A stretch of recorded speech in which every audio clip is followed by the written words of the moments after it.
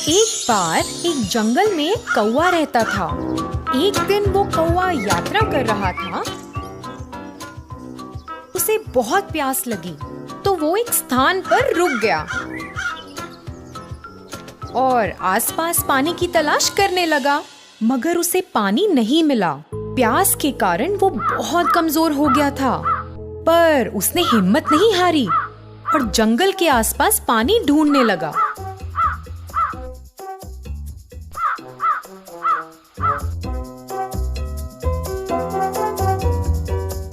उड़ते हुए उसे एक घर दिखा। ये सोचते हुए कि उसे वहाँ पानी मिल सकता है, वो उस घर की ओर गया और घर के ऊपर बैठ गया।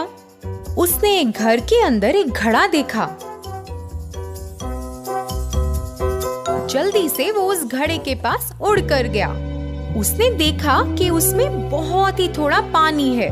पानी को देखते ही उसे बहुत खुशी हुई, मगर क्योंकि पानी बहुत नीचे था, उसका मुंह पानी तक पहुंच नहीं पा रहा था। उसने थोड़ा सोचा, फिर उसे एक उपाय सूझा। अगर मैं इसमें कुछ कंकड़ डाल दूं, तो पानी शायद ऊपर आ जाएगा और फिर मैं पानी पी सकता हूँ।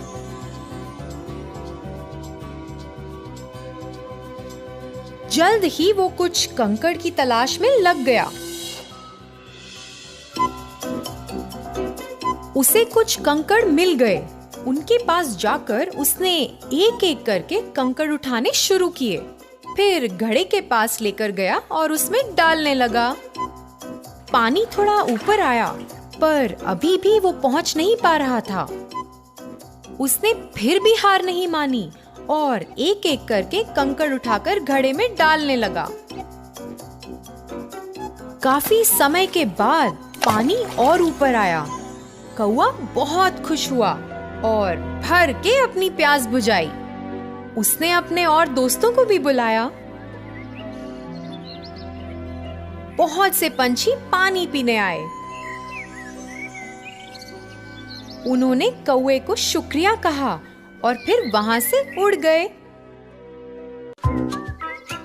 एक बार एक जंगल में एक कौवा रहता था। एक दिन वो कौवा यात्रा कर रहा था। उसे बहुत प्यास लगी तो वो एक स्थान पर रुक गया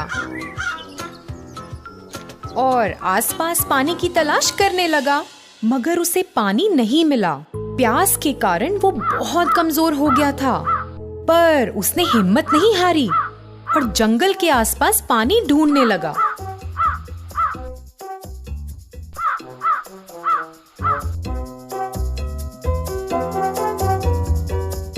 उड़ते हुए उसे एक घर दिखा। ये सोचते हुए कि उसे वहाँ पानी मिल सकता है, वो उस घर की ओर गया और घर के ऊपर बैठ गया। उसने घर के अंदर एक घड़ा देखा। जल्दी से वो उस घड़े के पास उड़ कर गया। उसने देखा कि उसमें बहुत ही थोड़ा पानी है।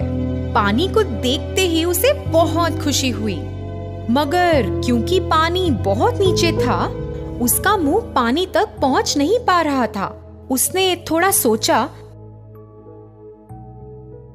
फिर उसे एक उपाय सूझा। अगर मैं इसमें कुछ कंकड़ डाल दूं, तो पानी शायद ऊपर आ जाएगा और फिर मैं पानी पी सकता हूँ।